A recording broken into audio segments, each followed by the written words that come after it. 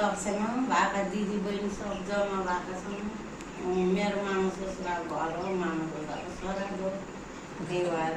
आछौँ भान्दिदी बोल्नुहुन्छ अब दुईटै भान्दिदी बोल्यो भने पाले पालो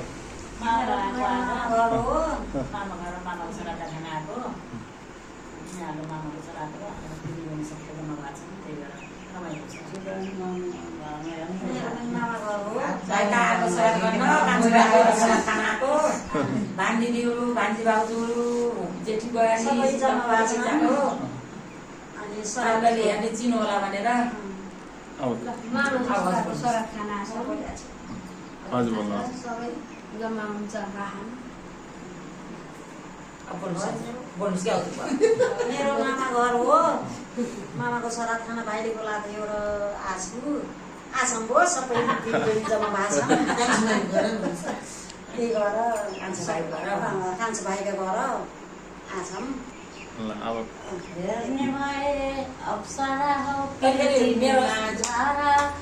स्वर्ग भन्दा रमाइलो छ हाम्रो मामा घर हेर्ने भए पृथ्वीमा धारा